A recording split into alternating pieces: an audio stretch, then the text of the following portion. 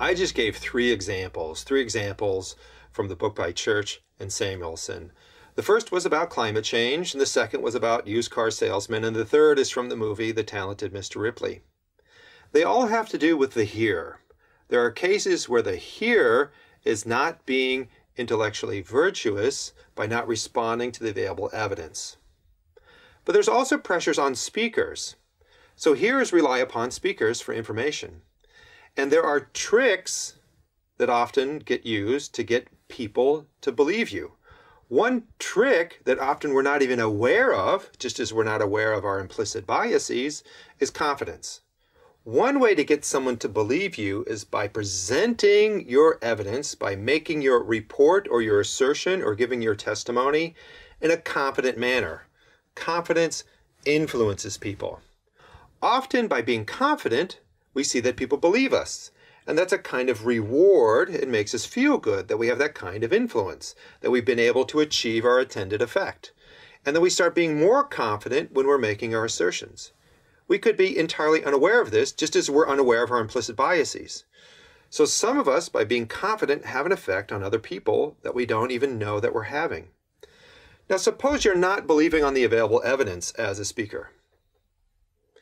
That is, suppose you're not being entirely intellectually humble and that you're being overconfident or perhaps underconfident vis-a-vis your evidence. But then you're very confident when you make an assertion.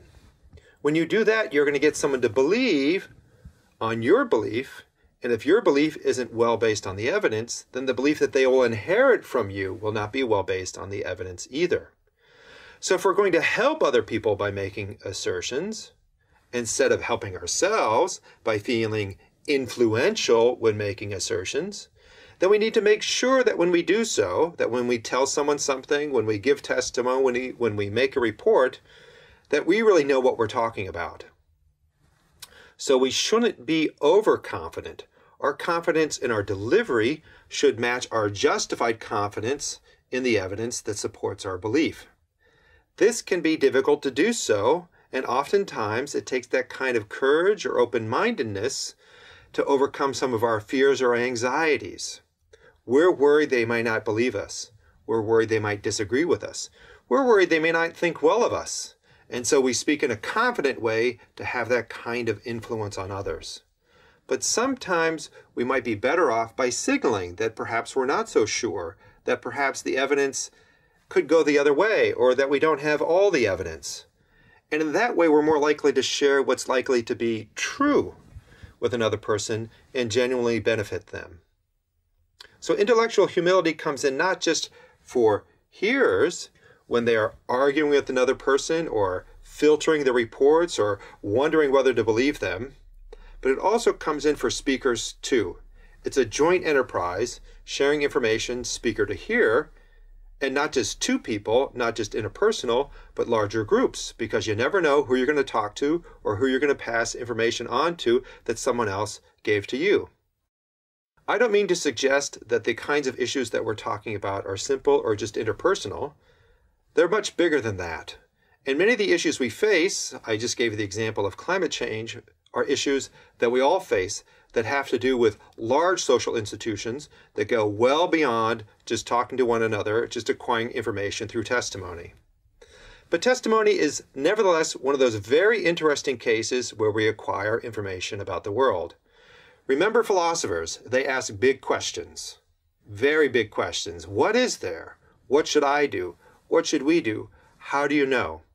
And when it comes to knowledge, philosophers are very interested in knowledge of the world, propositional knowledge, not just of the physical world, but the social world too.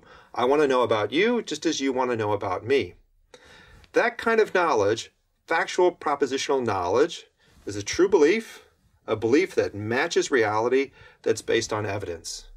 And what are the various kinds of evidence that we have?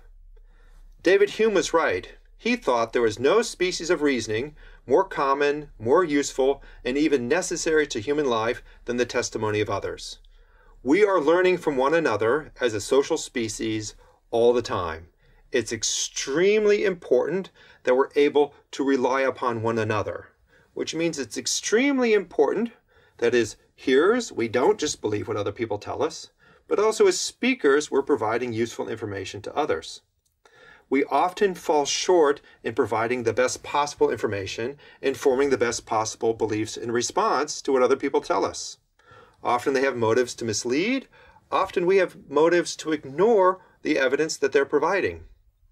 But the intellectually virtuous person overcomes those kinds of motives, usually their emotions, usually their fears, and it's difficult, it's demanding.